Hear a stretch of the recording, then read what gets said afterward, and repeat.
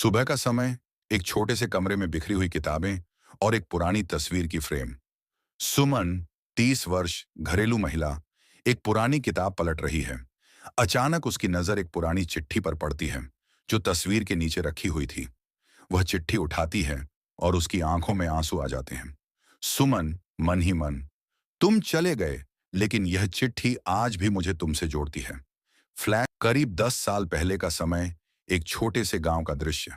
सुमन और राजू, उसके पति, खेतों में काम कर रहे हैं। वे खुश रहते हैं, बहुत प्यार करते हैं और भविष्य के बारे में बड़े बड़े सपने देखते हैं।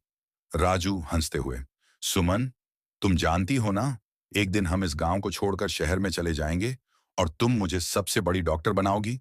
सुमन मुस्कुराते हुए, मैं तुम्हारे सपनों को पूरा करूंगी। राजू, तुम बस मुझे कभी छोड़कर मत जाना। कई साल बाद राजू एक दुर्घटना में घायल हो जाता है।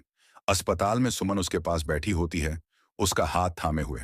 डॉक्टर उदास, हमने हर संभव कोशिश की, लेकिन हम उसे बचा नहीं सके। सुमन शॉक्ड, निशब्द और टूट जाती है।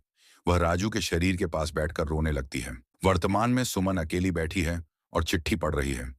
सुमन चिट्ठी पढ़ते हुए, प्रिय सुमन, तुम्हें हमेशा याद रखना, मैं जो भी करूं तुम्हारे लिए ही करूंगा। मेरे जाने के बाद तुम कभी भी अकेली नहीं रहोगी, क्योंकि मेरी यादें और यह चिट्ठी तुम्हारे पास हमेशा रहेंगी। प्यार के साथ, राजू। सुमन की आंखों में आंसू हैं, लेकिन अब उसके चेहरे पर एक सुकून है। वह चिट्ठी को अपने सीने से लगा लेती है। सुमन, मन ही मन, राजू, तुम जहां भी हो, मैं जानती हूं कि तुम हमेशा मेरे साथ हो। तुम्हारी यादें मुझे कभी अकेला नहीं होने देंगी। सुमन चिट्ठी को समेटकर अपनी अलमारी में रख देती है और फिर से अपने काम में जुट जाती है। लेकिन अब उसका चेहरा आत्मविश्वास से भरा हुआ है।